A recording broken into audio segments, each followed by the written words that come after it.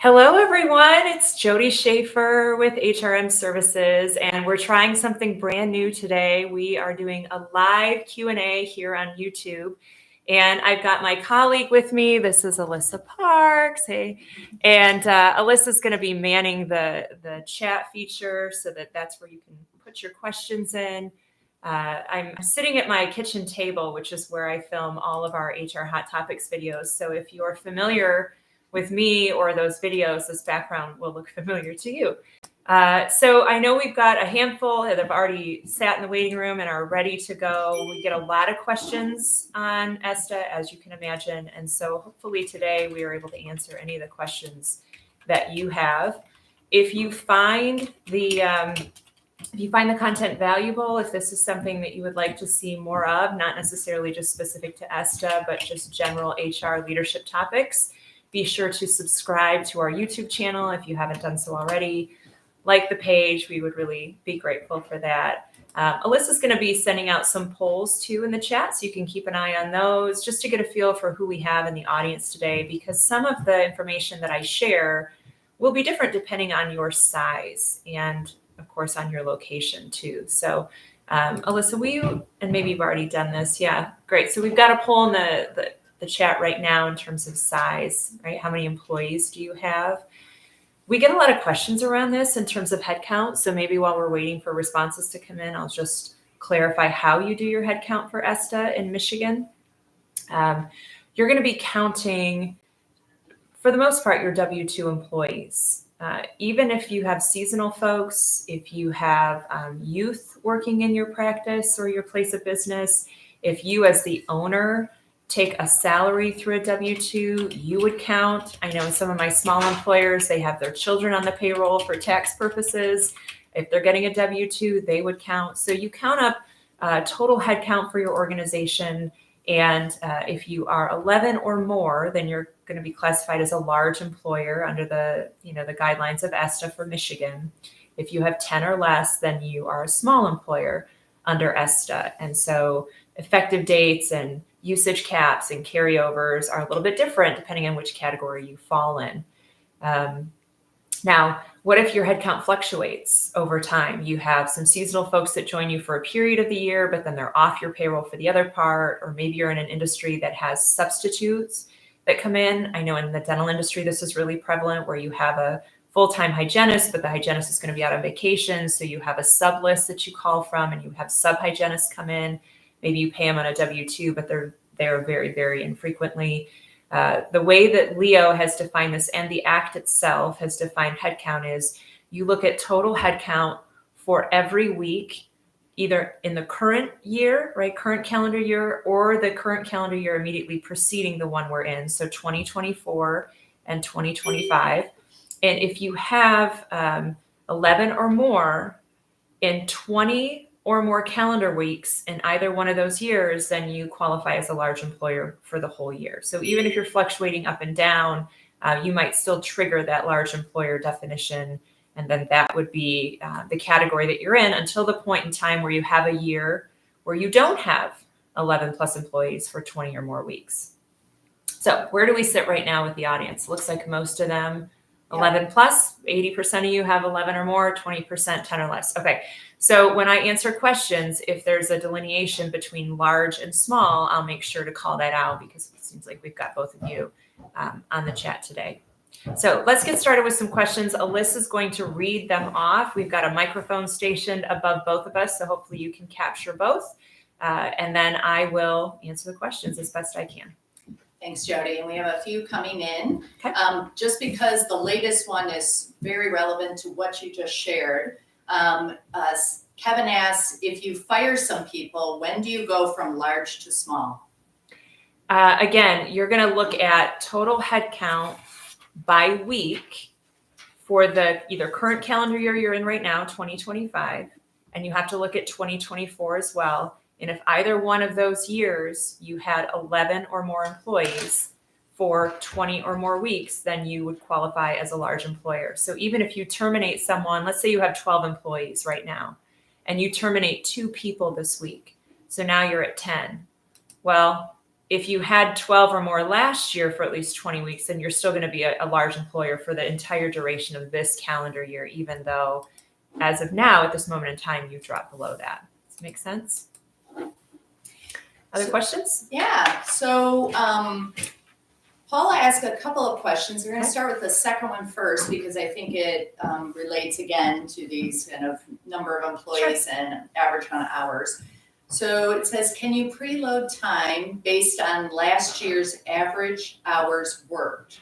So when they're thinking about the amount of time to preload, we are changing from a set number of PTO days to earned time off. So it sounds like from a front load to accrual, if I'm understanding that correctly.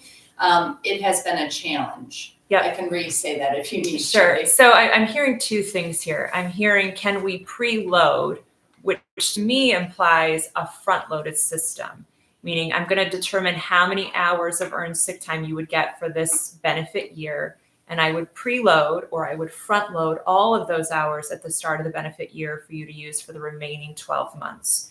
In a front-loaded system, you can preload. For your full-time employees, you would preload the maximum usage amount. And what I mean by that is if you have 11 plus employees, for your full-timers, you would preload 72 hours in the bank. You can always give them more than 72, but you have to give them at least 72 for your full-timers. And if you have 10 or less employees, you can preload the maximum usage of 40 hours for your full-timers. For your part-timers, it's a little bit different.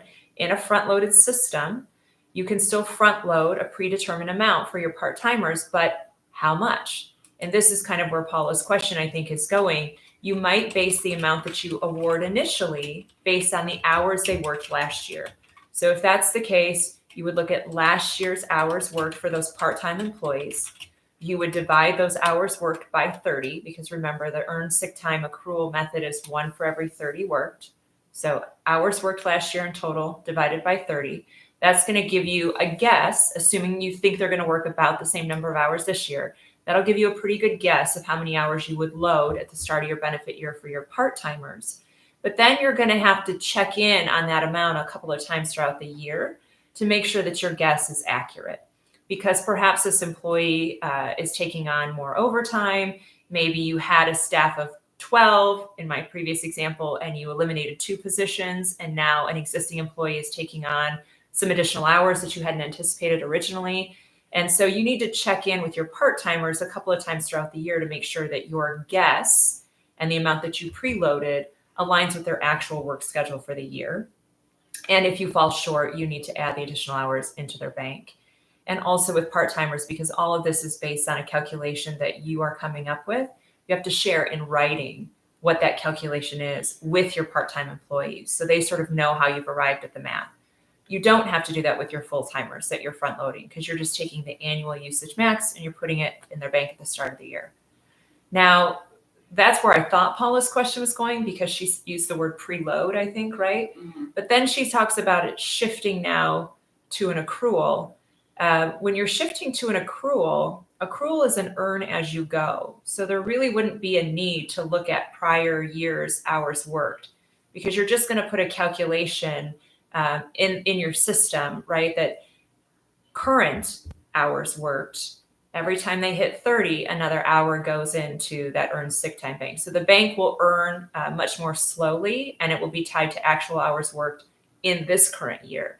Last year's hours really have nothing to do with it for an accrual system. Thanks, Jodi. And Paula, if there's more nuance to that, please let us know. Mm-hmm. She was also wondering about requirements for new employees. So say now moving forward, mm-hmm. I'm hiring a new employee. Yep. What do I need to do? Yep. So new hires, I'm going to make a couple of points here. One about a bifurcated system, this idea of maybe having front-loaded systems for certain categories of employees and accrual system for others. And I also want to make a point about waiting periods. So Alyssa, if you could just make sure I hit both of those. Sometimes I get talking, folks, and I lose my train.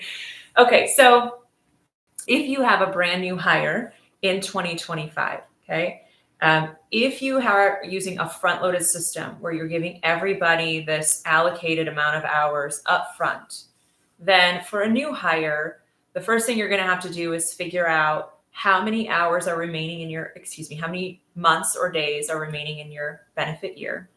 So if you're using calendar year, for example, as your benefit year, and you hire somebody today, mid-March, right? They don't have 12 months remaining in their benefit year.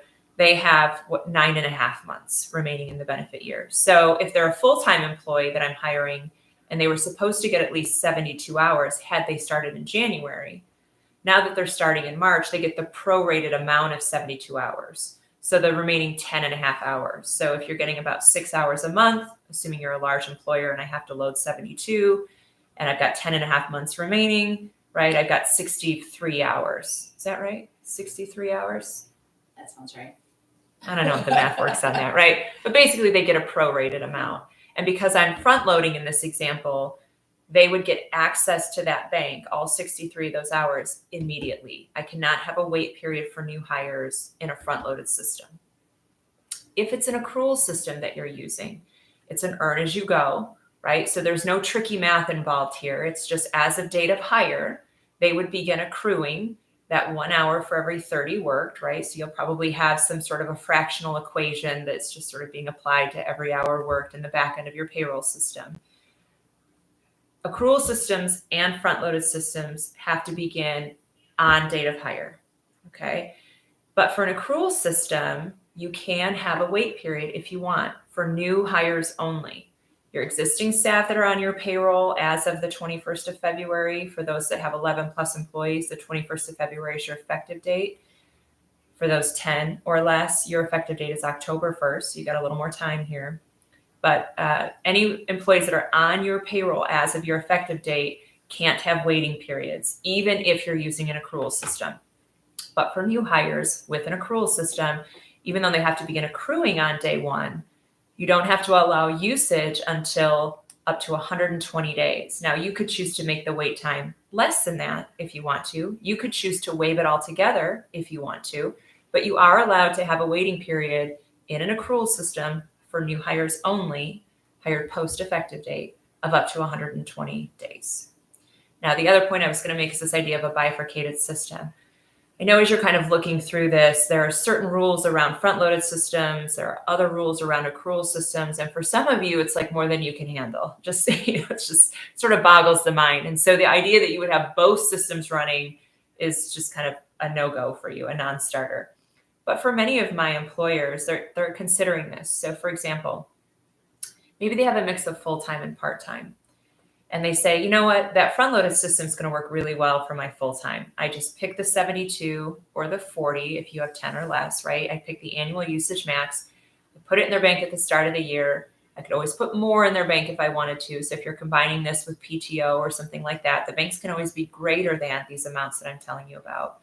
But I can just pick that amount, put it in their bank at the front of the year, and we're good to go. But my part-timers, I still have to do that weird math, right? It's based on a projection, even if I'm front-loading. So why don't I just make my part-timers accrual? So front-load would be for full-time, accrual would be for part-time. You can do that. For some of my employers, they say, you know, for the folks that I already have on my team, I know their habits, right? I know their tendencies, and I'm comfortable just front loading for all of them. They've sort of earned it. Maybe that's the system we have right now. It would be less disruptive, just sort of keep that going. But any new employees I hire, I hope that they're going to work out. I hope that they're going to come to work as scheduled, but I don't know if that's going to be true. So maybe you have a policy that says for my new hires, they are on an accrual system until they reach the start of the benefit year that coincides after their first anniversary date, right? So let's say I get hired in March, it's 2025. I might stay on an accrual system from March of 2025 all the way through, right, March of 2026. And if the benefit year typically for the employer starts in January, I might actually stay on accrual from March of 2025 through December 31st of 2026 to get me to that clean starting point of a front load. And then at that point, I could flip to front load. Because what that allows the employer to do is then for that first year plus of the employee's employment, it's accrual, it's earn as you go, and I can have a wait period. So, you've got some options here. So we have a lot of questions coming in, which is great. Great. A lot related to what you just talked about, related to front loading. So we're going to get back to those, but I want to get to some of the questions a couple we had early on that maybe are about use. Sure. So Jason asks, can an employee say they're using ESTA time and leave early when we know they want to go to a child's event before 5 p.m.? So if they have scheduled hours, they can use ESTA time for scheduled hours, which is different than you saying to the employee, we don't have any work for you to do for the rest of the day. Go ahead and clock out. And they say, no, I want to use ESTA hours to get me to the end of what my typical shift would have been. In those cases, you don't have to allow for ESTA usage. But if they were on the clock until 5, you had work for them to do until 5, and they're asking to leave at 3 to go to a child's event, and they want to use ESTA time, the first question is the notice piece. Are they giving you appropriate notice? Is this an event that just sort of came out of the blue, right? So there's a little bit of that you could look at.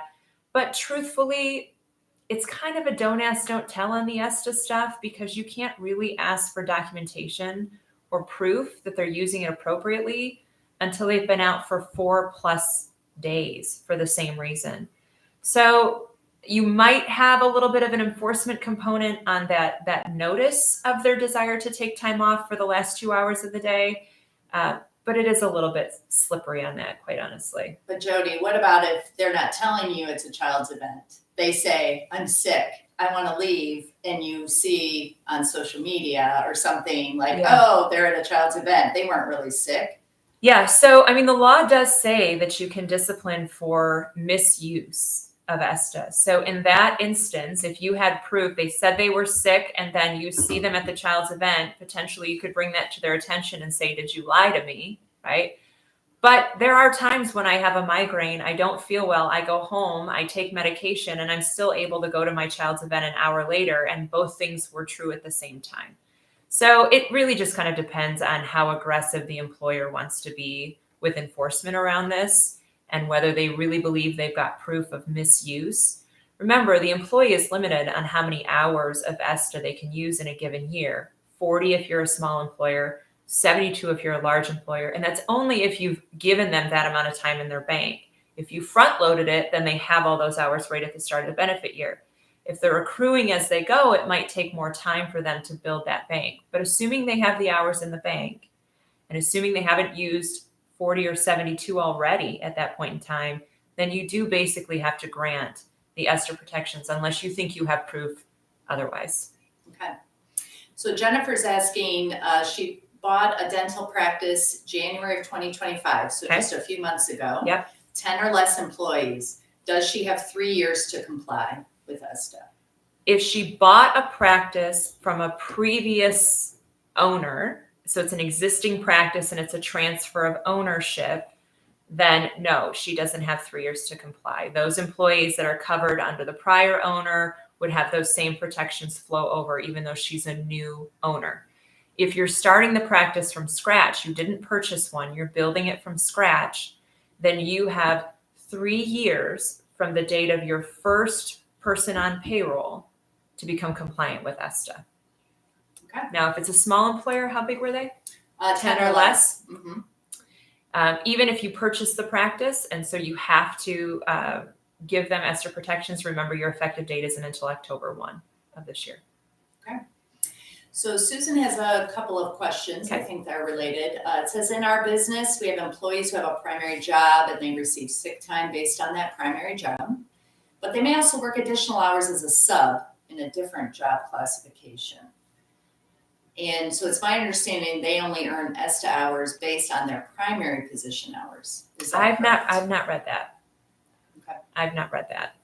So I know under, assuming it's all for the same employer. Yeah. There are Fair Labor Standards Act rules around joint employers and common control. So like sometimes you'll have an individual that has multiple locations, and each location is set up as its own EIN, but it's one owner, common control. Employees work in multiple spots. They coordinate schedules to make sure that that employee can have those hours in multiple spots. Fair Labor Standards Act, which is a federal law that talks about wages and hours and overtime, would consider all of those hours as work hours for the purposes of overtime calculations and minimum wage. I've not seen where Leo specifically allows an employer to carve out primary hours versus sub hours, especially for the same employer. I think you might have a difficult time only granting ESTA for primary work hours. To make it even more complicated, Jodi, now we're going to get into one of the biggest questions related to ESTA, related to making your own hours. So it says there's sub hours. Their sub hours would not count, or she doesn't believe they would count towards ESTA because they're setting their own hours in a sub capacity. So this is tricky. And what you're probably talking about is this new exemption that amended ESTA language included for employees that might be exempt from ESTA coverage. And there was this new exemption added in addition to unpaid interns, unpaid trainees, staff that are 17 years and younger, assuming you're following Youth Employment Standards Act. And then there's third category that was folks that have the ability to make their own schedule, make their own hours. The employer doesn't discipline if they make a certain number of hours or less, or the employer doesn't require them to have a minimum number of hours. It's truly kind of make your own. And what the law says is that that category of employee could potentially be exempted under ESTA.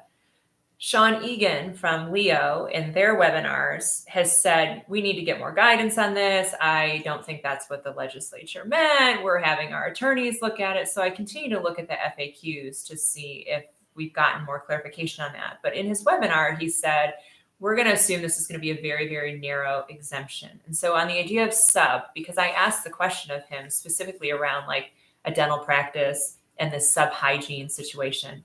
And he said, we think right now that because the hours even exist, for the sub to say yes or no to, the employer is controlling the existence of that opportunity. And it's the sub saying yes or no, but the sub couldn't just decide on a Wednesday that they had a free spot, so they're just going to show up at the office and work, right? The employer would have to say, we have an opening on Wednesday. Do you want to come in and sub for those days?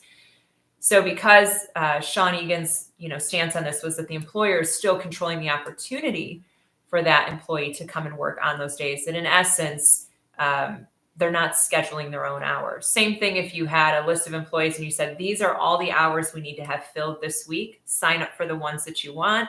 Sean said in that case, again, the employer is sort of setting the limits on which hours are even available, even if the employee could sign up on their own for the ones they wanted to cover.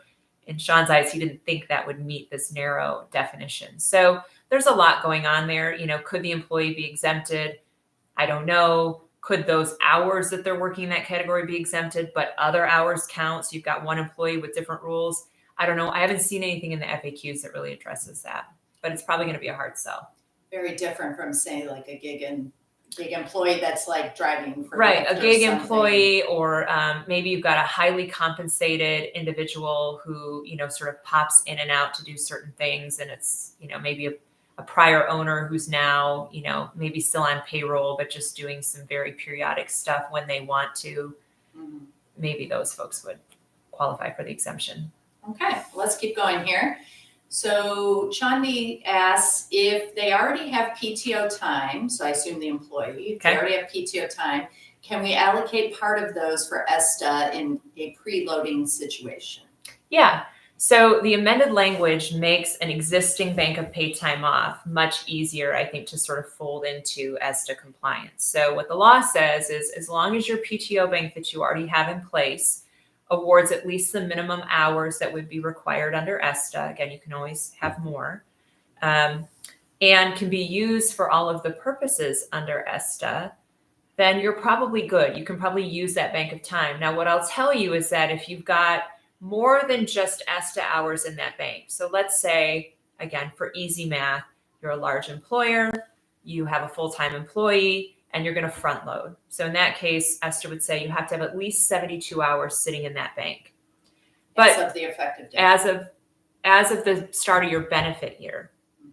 The effective date might be midway through your benefit year, so maybe you're prorating. Yeah. So, but let's say it's start of benefit year, you put at least 72 hours in the bank, you would be good under ESTA provisions. But you're lumping this in with all the other vacation time they're going to get. So you're going to give this employee 120 hours in their bank, right? And the question is, if I give them more than the 72, can they use, right, some of that 120 for these ESTA related purposes? And the answer is yes, but you have to allow them to use those up to 72 hours of the 120 in accordance with some of the ESTA rules, which means you have to allow them to use up to 72 hours of that in 1 hour increments.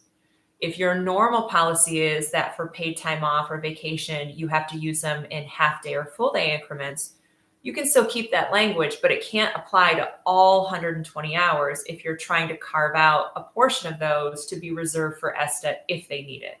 So there are situations where they're all in one bank. They're technically all PTO. The employee could use a portion of them for ESTA. And yet, depending on how the employee wants to use the hours, it might trigger different provisions. So the usage of time, like the increments, might be different. If they say, I want to tap into my PTO bank, but this is ESTA, you're like, okay, yep, you haven't used all 72 of your hours for ESTA, so that's fine. And they might say, I need 3 hours of ESTA. And you'd have to allow that because ESTA is in 1 hour increments. But then they might say, and then also I want to take a vacation day on Friday. I want to take 3 hours of vacation on Friday. And you can be like, no, the vacation portion of our PTO bank has to be used in 4 or 8 hour increments. So you can take 4 hours of PTO on Friday, or you can take all of Friday, right? So you can have kind of different rules within the bank. That's why it's really important that if you're going to front load, you're going to put all this into one bank, that you have some sort of notification system for the employee to tell you, even though it's all called PTO, this is ESTA. And if they don't say this is ESTA, then the assumption you can make is it's not ESTA, in which case you can apply any of your other notice, call-in, usage rules, including denying the request, right? You could deny a general PTO request. You can't really deny an ESTA request if they haven't hit their max usage for the year. And it's for an approved. Yeah, but again, like all they have to tell you is it's ESTA. You can't even really ask questions like, what kind of ESTA? And like, tell me all the details. You can't ask that. Also, you can't ask for documentation until day 4. So you just basically take them at their word. Yep. So speaking of that, Jennifer asked, does it need to be called ESTA? Or if the number of sick hours you front load is currently called sick, should you change the name to ESTA? I think that's your call. I don't really care what you label it, and I don't think the state does either, so long as whatever you label it falls in compliance with ESTA. So if they were to come into your place of business, if there was a complaint, for example, and they're doing an investigation and they want to see your records, whatever you're labeling it, so long as you're consistent across the board with that, I think you're fine. Yeah, maybe even the policies, if you call it sick, you say this meets the requirements of ESTA, like that. That's a great point. So just a bit of clarification. I think you talked about it earlier, but just so everyone's sure, because this is beginning for large employers in February of this year, and say your benefit year is the calendar year. Okay. And if you want to front load, can you do a prorated front load amount? Yes. For that. So be around, for full time, if it's 40-hour week employee, be around 60 hours roughly. Yep. Okay. Oh, that brings up I get this question too. We gave them 80 hours in January. So we're good, right? Well, maybe not. As of the effective date for you, which if you're a large employer was the 21st of February, if you want that bank that you gave them in January to count towards this ESTA compliance requirement, they have to have at least 60 hours still sitting in that bank as of February 21st, because that would be the prorated amount they would be due from February 21st to the end of the calendar year. So if you gave them 80 in January and they went on a 1-week vacation to Florida already before February 21st, so they only have 40 hours sitting in their bank. If you want that same bank to count for ESTA, you're going to have to put 20 more hours in that bank as of the 21st. It does create this winners and losers proposition if you already gave them a certain amount in January and you're trying to double count that bank. Anything that they use prior to the effective date doesn't technically count for your, whatever your award allotment needs to be from that point forward. So some folks are kind of zeroing out banks, perhaps. It depends on how many hours are in the bank. I have some clients that were on an accrual system and they kind of want to go to this front load system, for example. And so they're just going to zero out the banks as of the effective date. If you had hours remaining in the bank, you get paid the monetary value of those. If you didn't, you get paid nothing and we're starting fresh. But for some, if they want the bank to continue forward, they're just having to add hours to some employees and not others. And it kind of stinks, but that's where you sit. A first year It is. It's like a mid-year weird first year thing. It won't be the case going forward, but. So to that, kind of related, if we're using one bucket for PTO, do we track ESTA absences separately? I would assume the answer is yes. Yeah, I think so. Now, when Sean was asked this question from Leo on their webinar, he sort of made this distinction that if you're front loading, then it's not necessary. I don't think that that's true, because I'm just thinking kind of practically, if I have different rules for vacation requests, for example, like vacation, I want 4 weeks notice or 2 weeks notice, right? But ESTA, I can't require them to give me more than 7 days notice. Well, if I lump them all in the same bank and the request comes in, I sort of have to know if it's ESTA or if it's non-ESTA, because then I know like which rules I can apply to it. Again, usage, we talked about 1 hour increments versus maybe the non-ESTA stuff, you want 4 hours or 8 hours. So I think, yes, even though they're all in one bank, if I'm the one tracking this and I'm the one making sure I'm, compliant with the rules, I would want the employee to tell me, and by the way, it is the employee's responsibility to tell you when it's ESTA related, but that means I have to have a process for them to do so. It either has to be a box on a form that they're using to request time off that it either says ESTA, non-ESTA, and maybe the whole form is like PTO request. If you're using an electronic system, maybe you can have some sort of notifier or differentiator in the system. For some, they're just simply using the notes field of an electronic notification system to just type in ESTA. And if they don't type anything in, then the assumption is it's a non-ESTA request. Okay. So someone asked, I already give my team 3 weeks of paid time off. Can I legally decrease this time because I have to add these additional 72 hours? So the first thing is you may not have to add any time at all. If you're already giving 3 weeks, you already might be giving enough to be ESTA compliant. Maybe you can just fold ESTA into what you're already giving, making a few adjustments along the way, as I said, around increments of usage, notice, provisions, etc. So there's no requirement that you have to add additional hours if you're already giving at least the minimum. But if you choose to split your bank, if you do want to have an ESTA bank and a vacation bank or something like that, anything that you're voluntarily giving to your employees that you're not required by law to provide. So that's basically any hours that aren't ESTA at this point. So if you're already giving 3 weeks of vacation voluntarily, you get to set the rules around that, including the ability to make changes to that voluntary benefit at any time. So you always have the right to add or reduce any of those non-mandated leave banks. So you could reduce vacation if you wanted to create this standalone bank called ESTA. But again, if you're already offering 3 weeks, it may not be necessary to split or add on. You might be okay right now. Okay. So how or do we need to track hours of commissioned employees if they already receive more than the minimum ESTA hours?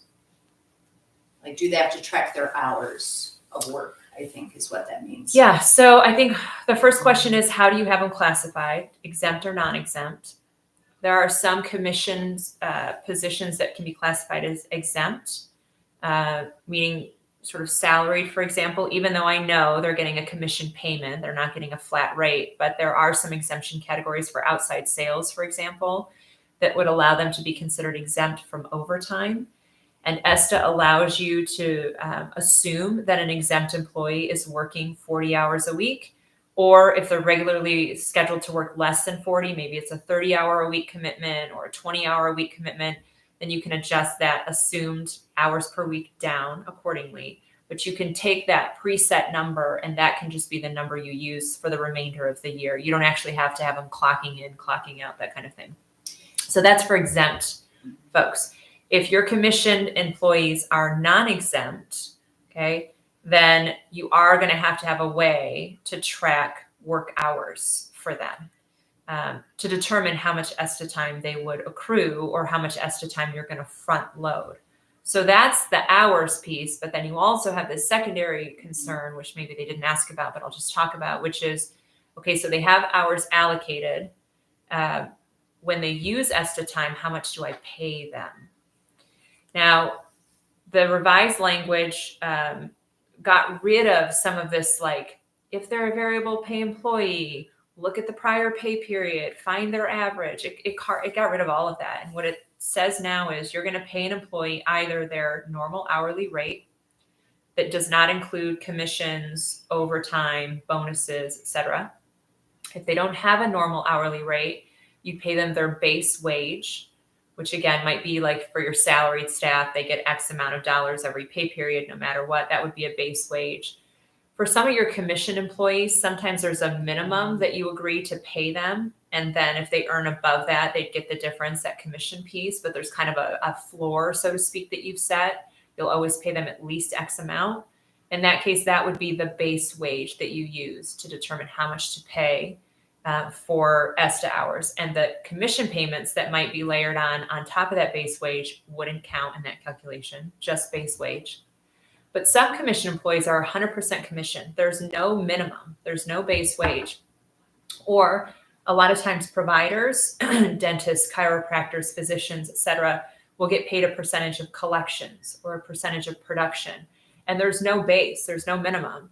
So in that case, if there's no hourly rate and there's no base wage, they get paid state minimum wage, full minimum wage. So if it's a tipped employee, it's the full tipped minimum wage, which is $12.48. Okay. That's what they get paid if they used ESTA. Now, just to quickly, if this person meant to ask about tracking the ESTA usage, would they have to track ESTA usage if they get over? Like, oh, I have 120 hours.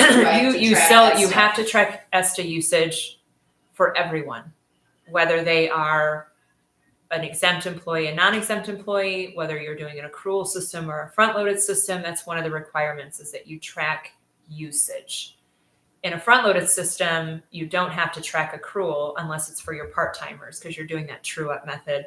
In an accrual system, you have to track both accrual of ESTA and usage, but you have to track usage in both systems and in both FLSA classifications, exempt and non-exempt. Okay.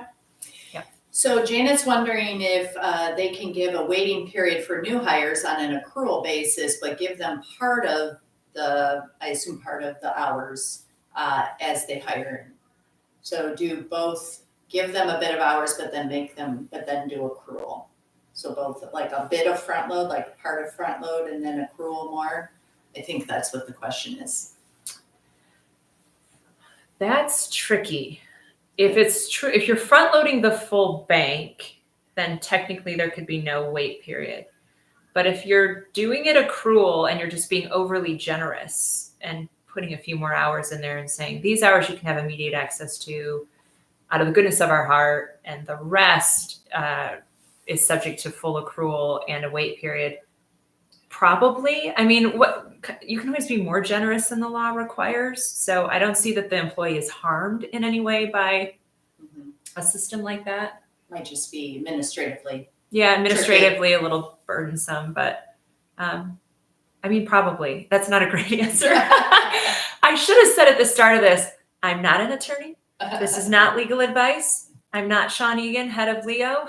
So I'm telling you this information based on all of the resources I have and all of the questions I've asked of both Leo and our attorney. But if you're unsure or if you have a very nuanced question, it is always a good idea to run it by legal counsel before you make any final decisions on that. Yeah, especially on those tricky questions. Yeah. So you kind of touched on this a while ago, but just, a different type of question here related to usage. So what are our options when you have someone is claiming their absence? Is something covered under ESTA, like an illness? They mentioned they have someone maybe using Migraine Monday, quote unquote. Mm-hmm. Is there anything they can do? How do they deal with that? Not really. Not unless they're out for more than 3 consecutive days for this migraine. But if it's truly just Migraine Monday, and they have the hours. There's not a lot you can do. I would actually be okay with that because they're going to burn through their bank pretty quickly. And once the ESTA hours are used up, which again, they can only use up to 40 if you're a small employer, 72 if you're a large employer in a year, assuming they've earned that much. This is where that whole like front load versus accrual decision comes in. Because if you front load an entire year's worth of ESTA, then they have potentially 40 or 72 hours already sitting there waiting for them, and they could have migraine Mondays right off the bat every week. If you accrue the hours, it's going to take much longer for them to get a full 8-hour slot, right, of ESTA to use for this migraine Monday. So maybe last week's was covered because they had enough hours in the bank, but they burned through all those hours. So this week's migraine Monday, right, they don't have ESTA hours in the bank yet. Now I could potentially discipline for this one because it's not covered under ESTA. It's a little tricky. So someone's asking, look into your crystal ball, Jodi. Do you feel like the system will stay as is? The Senate and House were scrambling to make modifications for the deadline in February, but many of us were hoping that small business cutoff would be 50 employees. Yeah. Is there any further negotiations going on to further modify the law? No. Sorry. Not at this point, anyway. No. From everything I've heard, the legislature has fatigue on this issue. I mean, as you can imagine, the legislature that was seated in 2024 really did nothing to take this up. So it was on the shoulders of those legislators that were seated on January 8th of 2025. Many of the Senate returned, right? That didn't really change much, but the House had some turnover, and they even flipped the, who's in majority. So the House is now Republican led. So we had a new legislature seated on the 8th of January, and that legislature was able to get a bipartisan bill passed into the governor's desk in a month and a half, which is incredible. Like, we wish it hadn't happened on the effective date. Absolutely. Right. But for that seated legislature, that was no small feat. But it took an incredible amount of capital and energy to sort of get it across the finish line. And from what I'm hearing, there's now fatigue on this issue, and they've got a whole agenda that they want to get working on. And I don't think they're interested in reopening this anytime soon. And certainly, as you'll recall, the Senate, which is democratically led still, was sort of adamant that they did not want carve-outs for any employers of any size. And that was just a non-negotiate, that was a non-starter for them. So I don't see that changing unless perhaps the makeup of the Senate changes and then the governor's seat changes. So we're talking much further than this calendar year. So yeah, the only changes that you might see are kind of refining what Leo interprets the written law to be, because there are still some areas where Leo's getting further clarification. So you might see some tweaking and nuance, but I don't think you're going to see a carve out of small employers. Okay. We have about 15 minutes. So, and we have many more questions. Okay, so we're going to try to get through them. But just as a reminder, everyone, if you haven't already, please subscribe to our YouTube channel and go to our website. And on YouTube is also a ton of videos. Yeah. And just released ESTA video. Yeah, that's a great, Alyssa, can you add our website into the chat? Sure. If you wouldn't mind. So I'm going to have Alyssa drop our website in. If you've not been on it before, it's a great resource. We have all of our monthly videos on there. I've done at least 3 videos on ESTA, one last September on the way the law was originally written, one in like February saying, get ready, it's happening. And then the one that dropped on Tuesday of this week is 25 minutes long, but it's all about the changes that happened to ESTA. So if you want a way to sort of catch up and bring yourself up to speed, that's a great one. You can access it either on our YouTube channel. So that's why Alyssa's saying subscribe to that. It's an easy way to grab it. But you can get it from our website too. And also on our website, under the resources tab, we have a lot of free resources, including sample handbook policy language, both for an accrual system and a front-loaded system for either size employer, big or small. We have sample notification letters for accrual and for front load that you can customize and use. We have a sample like a document you could go through for compliance to figure out how to maybe take your existing time off policy and make it work for ESTA. We have a resources listing that's hyperlinked to resources both through the Michigan Chamber and through the Department of Labor and Economic Opportunity. So all of their stuff. And then we have this at a glance document, which I'll just kind of show you here, which takes you step by step of what the law says in sort of a Q&A style format. And this has been a really helpful guidance document. So on our website, you can get all of that. And you can also subscribe to our email list if you want to get our monthly updates and notifications that come out related to not just compliance resources, but we talk about all sorts of HR related and leadership related topics, best in practice, that kind of thing. Okay, so let's keep going through Okay. here. So someone bought their dental practice from the previous owner. Mm-hmm. But is it true that the 3 years of when ESTA is effective is based off when the previous owner first hired the first employee? That is my assumption. There is some language, and you can read it on Leo's FAQ about this like transfer of ownership, but basically the ESTA obligations that owner 1 had transfer over to owner 2. There's not a disruption in service. It's not like you can make existing employees all of a sudden they're new because it's a new practice wait or any of that. So I'm assuming date of hire for first employee under the prior owner would be the date that you're looking at when you're assuming it to determine if the 3-year period applies for you. Okay. Real quick question on 1099s. Okay. They're not included in ESTA, correct? For the most part, no. I mean, what Leo says is that they're going to base that whether they're truly a 1099 on the economic realities test, which is kind of the federal rule around independent contractors. It's a little bit more stringent than the prior Trump administration's rules around this. So this is a Biden administration interpretation of what it means to be truly independent. It's different than the IRS's, 20-factor test. So simply converting, if you just had a handful of folks that were on W-2 now and you just convert them to 1099, that doesn't automatically mean that they're not, covered under ESTA. So they have to truly be an independent contractor under that economic realities test. But assuming they are, you are correct. They would not count in your head count to determine if you're large or small, nor would they be eligible for ESTA protections. Okay. So Tommy says, if our payroll system doesn't accommodate an accrual based on hours worked, can we accrue the hours at a flat rate based on the pay period? For example, 1.39 hours every week, regardless of the hours they worked. And if so, then we need to true up the hours at the end of the year.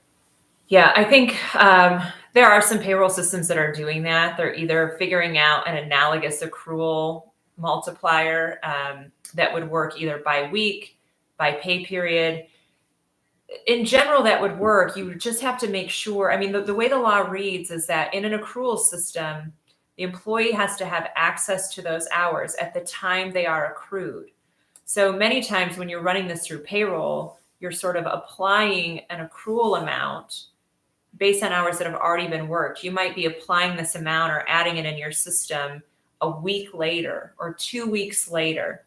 And technically the employee could take hours in the midst of the week or the pay period that they have accrued up to that moment in time. So there is a situation where your payroll system tracking would show that they don't yet have the hours earned, right, or accrued. But in reality, because they've already worked 3 days this week, they do, if you do the actual math to the second, right? So you might fall into some of that issue. Just make sure that if you're accruing per week or per pay period, that your amounts are accurate. You can't be shorting folks. And if they request time off, you may not be able to simply go by the amount listed in your payroll system because it might be in arrears, if that makes sense. It hasn't caught up yet to actual hours worked. Okay. So Shauna asks, we are combining ESTA with PTO. Okay. Can we roll over 40 hours of PTO and pay out any additional hours after the 40 at the end of each benefit year? So the answer to that question depends on if you're front loading or accruing. If you are front loading banks, combining banks and you're front loading, then there's no carryover requirement for a front loaded system. So if you choose to allow for carryover, that's up to you. And if you choose to pay out for a portion, that's fine. There's no payout requirement for either front load or accrual. In an accrual system, there is a carryover requirement. The accrual system says you have to allow them to carry over up to the annual usage max. So if you're a small employer, that's 40 hours. Assume they have that many to carry over. You have to allow them to carry over up to 40. If If you're a large employer, it's 72. You'd have to allow them to carry over up to 72. Anything you do with the hours above and beyond that is up to you. They could lose it. You could pay them out for it, right? If you want to get out of a carryover provision altogether in an accrual system, you could pay out for all unused hours, in which case you wouldn't have to allow for carryover. I did ask the question of Sean about whether you could do a split. So like, let's say it's an accrual system. So you're mandated to carry over unless you pay out 100% of unused hours. And I said, well, could they do 50-50? Could they carry over 20 and pay out the remaining 20? And Sean's answer was no. It's not what the law says. I was like, but they're made whole. He's like, yeah, it doesn't allow that. So I think you have to decide if you are front-loaded or accrual, because again, front-loaded has no carryover requirement or payout provision at all. So anything you choose to do is optional, and you could do both. If you're using an accrual system, though, that carryover has to be at least the minimum amount required by law, and what you choose to do with the rest is up to you. Okay. Is an Excel spreadsheet appropriate for tracking in case of an audit? Their payroll system does not track hours of commissioned employees. Yeah, there's no rule about how you track it, just simply that you track it. My only concern with Excel is who's the person responsible for loading it, because that's a lot of compliance obligation and responsibility on the shoulders of potentially one person and one wrong formula. So, it's a little tricky. So, but yeah, I mean, if you've got a system set up in Excel that's working for you, that would work. Okay. So can you talk a little bit, I know you did at the beginning, a bit about when you're large, when you're small, and kind of that calculation as far as employees, considered a large employer, small employer. When could you go from a large to a small? Yep. Let's say it's March. What's today? 14th. It's March 14th. And I have 12 employees as of this morning, but I let 2 go. So on Monday, I'm going to have 10 employees. But I had 12 for the first part of this year and for at least 20 weeks last year. So for the rest of this year, I'm considered a large employer, okay? Because I had 12 or more, maybe not for the full length of this year, but last year, for at least 20 weeks, I had 12 or more. Okay, so I'm a large employer now for the rest of 2025, okay? When I get to 2026, because I dropped from 12 to 10 on March 14th, I don't think that's 20 weeks, right? From January to March 14th, that wouldn't be 20 weeks. Quite, no. So when I do my calculation for 2026 and I look back at 2025, I would have had 12 or more, but for less than 20 weeks in the year. So for 2026, I could count myself as a small employer. Unless at some point in 2026, I go back up to 12 and I stay there for at least 20 weeks in 2026, then I bump up again. Yeah, okay. So I think this one's fairly straightforward. If I have 80 hours PTO for my employees and allow them to use 72 of these for ESTA, am I good? I mean, assuming that you have the appropriate notification and call-in procedures that align with ESTA, that they can use those ESTA hours in 1 hour increments and the rest, whatever your rules are, assuming that you're doing the accrual or front-loaded version and you're following the wait period if one's required or the rollover if one's required. But yeah, I mean, assuming that you're doing all the rest of it from an hours perspective, you're probably good. Yeah, and they'd have to have 72 on the effective date. The prorated version Right. of 72 or 40. Right. As of the effective date, depending on when you define your benefit year and where the effective date falls in that first benefit year. Yeah. But yeah. So if an employee tells us that they were sick yesterday, but they don't specifically say they want to use ESTA time, can we use their attendance policy or just give them the ESTA? So I think this goes to like who says it's ESTA time being used. So Leo has been very clear on this, that it is employees' responsibility to tell you when it's ESTA.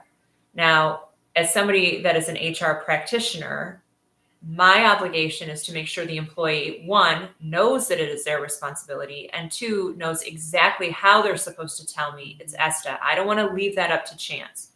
So assuming I have a policy or I have in writing something that says to the employee, it is your obligation to inform us when the absence is ESTA related. And this is how you are to notify us. These are the words you use, or this is the box you check, or these are the notes that you type. Assuming that all of that's done and they don't tell me it's ESTA, even though they say I'm out sick and they don't tell me it's ESTA and I had all the rules clearly aligned, then I can treat it as non-ESTA and I can discipline or, follow my normal procedures accordingly. Okay, we have a few more minutes. Okay. I'm gonna try to get through some of these. So, do owners get included in the employee count? April's wondering. If you pay yourself on a W-2, yes. Okay. And you'd have to track your accrual, even though you're probably never going to draw from it. So your usage is probably always going to be zero, but you'd have a paper trail showing that, yes, you are included in the head count, and yes, you got ESTA hours awarded to you. Okay. ESTA used for maternity, paternity leave, can it be used for those needs? It sure can. Yeah, assuming they still have hours left to put towards that. Okay. Yeah, that would be a health condition. And because it's going to be more than 3 consecutive days in length, you can request documentation for that. And again, you may have to pay for it, but yeah. Okay. A couple more of these quick ones, and then I'll go back up to a couple of the more longer. Can you front load permanent part-time employees and accrue other part-time employees? Like a regular versus a temporary situation? Yeah. As long as you're clear about it. Okay. What about ESTA covering employees whose children's school is closed for snow or other reasons if their school is closed?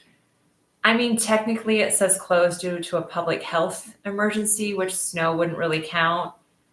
Again, if you're combining it all into PTO and you say you can use it for whatever you want, I don't know that it matters. And if I'm the employer and they want to tap into the ESTA allocation for that, it just means they have 8 less hours to use for any other reason. So I don't know that I'd fight it, but technically it wouldn't be a covered reason under ESTA. Okay. So we load sick time based on our fiscal year, which is July to June. Okay. If an employee has exhausted sick time that they've been given before February 21st, do we have to give them an additional prorated time that goes through June 30th? Yes.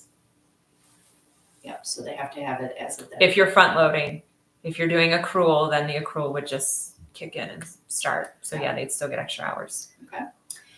So this one has to do with minimum wage. So I'm going to read it to you, Jodi, and we'll see if we can get all the details here. It says, you said something about paying minimum wage for employees who have varying percentages of pay. We have providers that earn a percentage of a fee schedule for each different service they provide. The providers definitely have rates that are paid more often than others, but it is based on services billed, and those services are up to the provider's discretion.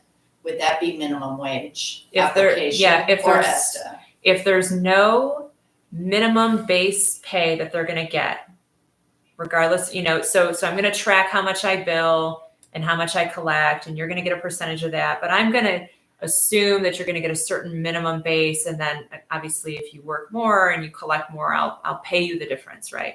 If you don't have that baseline floor that they can expect every single time, no matter what, then it's going to default to minimum wage.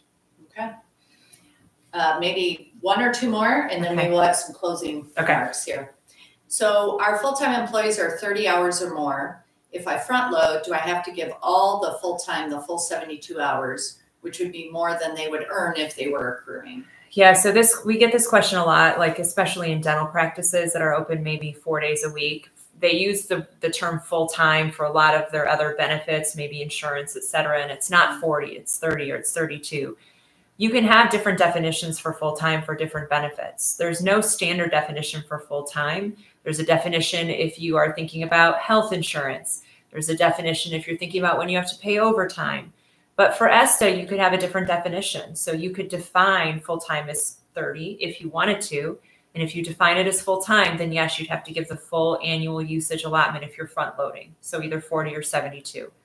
But for ESTA, you could define 30 hours a week as part-time.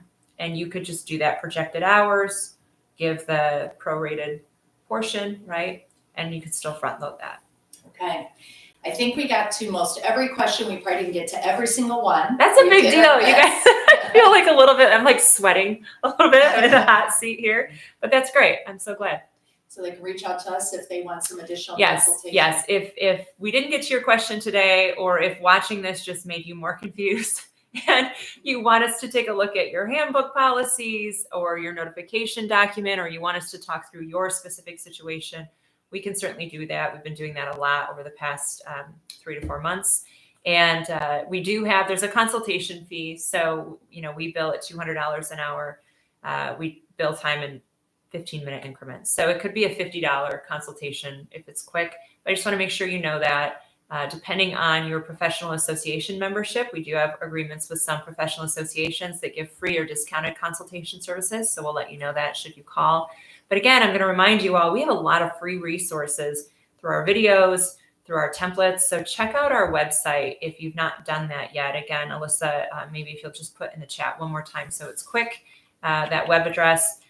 Subscribe to our YouTube page, like our videos if you want to continue to stay in the loop on this topic and many, many others. And of course, if you really love us, you can join our email list from our website and you'll get notifications on anything like this, but also upcoming trainings we have and special promotions we're doing and things like that. It's a great way to stay connected. So did I miss anything? No, we're good. Are we good?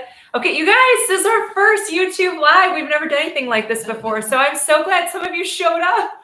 We were worried, like, what if nobody comes? What if nobody has a question? So thank you for participating. Hopefully you found it valuable. Again, our contact information is found on the website. Alyssa just dropped that in the chat.